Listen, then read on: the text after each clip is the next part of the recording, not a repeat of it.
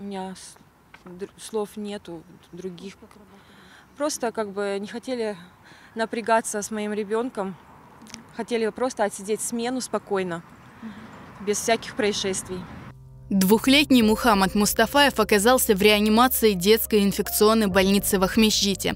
Здесь он находится уже третий день. По словам матери ребенка Севили Корниенко, виной тому халатное отношение врачей. Мальчику стало плохо 12 июля. Мать вызвала скорую помощь. Врачи, которые не обнаружили у ребенка ничего подозрительного. Мухаммаду стало хуже, и Севиля Ханам вновь была вынуждена вызвать скорую. Скорая помощь приехала, посмотрев его живот, исключила диагноз у него аппендицит. И как бы посмотрела, сказала, что подозрение на стон у него. И наблюдаемся дома, дав мне тест-полоску, я проверила тест, как бы все нормально было. Состояние Мухаммада ухудшалось. По словам матери, он быстро уставал, был вялым и сонливым. Я уже начала бить тревогу, и вот во вторник я уже, по-моему, пошла вот к педиатру. Педиатр посмотрел, да, действительно, у него сказал, признаков ОРВИ вообще нету, говорит. На следующий день я сдаю анализы в частной клинике, жду анализы, отправляю их. Он говорит, что что-то вот у него сахар повышенный, да, вот. И я, получается, уже обращаюсь в городскую третью больницу с сахаром, пришла сама, без направления. Они меня, выписав направление, отправили в приемный покой, осмотрев его, и сказал, что у вас здоровый ребенок. Ну и что сахар у вас сейчас 5,8, они померили его в поликлинике, говорит. Это нормальные показатели, говорит. Да, вялый, но посмотрите, какая жара на улице.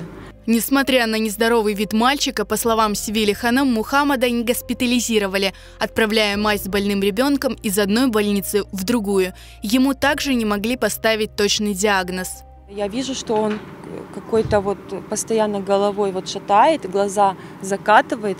Я уже в этот момент просто вызываю скорую, скорая приезжает, забирает моего ребенка на Титова. На Титова была у меня неудачная смена, которая поверхностно посмотрела моего ребенка в приемном покое, да, отправив меня в третью городскую больницу. На Семашко-6 я приехала, меня не хотели принимать, так как этот диагноз у них не лечится. Только после настойчивых требований Севили Корниенко ее с сыном госпитализировали в отделении эндокринологии Симферопольской городской детской клинической больницы. Но здесь мальчику стало только хуже. После того, как нам глюкозу поставили, мой ребенок вот под капельницей и уснул. Начали, получается, там давать анализы на кровь, начали нас посылать к специалистам, к поликлинике, к лору, к неврологу. Сделали, по-моему, рентген головного мозга, окулиста лора прошли. Как бы на вопросы, какой диагноз у него сейчас, мне никто не говорил ничего. Зашла в палату, смотрю, что он уже вот на мои слова, вот я к нему обращаюсь, балам, ты будешь кушать, балам, ты будешь печенька, то-то. Он просто уже, он по сторонам, он не ловит фокус, он меня не видит уже, он не слышит другого отделения. Невролог пришел, осмотрел, уже понял, что ребенок в тяжелом состоянии. Севилю Ханам с сыном отправили в Республиканскую детскую инфекционную больницу, где у ребенка выявили отек оболочки головного мозга. После повторных обследований ему поставили диагноз – энцефалит с подозрением на менингит. Сейчас Мухаммад в состоянии СОПР находится в реанимации. По мнению матери Севили Корниенко, к этому привело бездействие врачей Симферопольской городской детской клинической больницы. Нам удалось связаться с главным врачом больницы Сергеем Кривошей, который в действиях подчиненных не видит ошибки. Врачи говорили, что с ребенком все хорошо и он здоров. Можете ли вы прокомментировать ситуацию? По телефону я никаких не буду давать комментариев. Обращение мамы есть, будет дан ответ. Ребенок сейчас находится на лечении.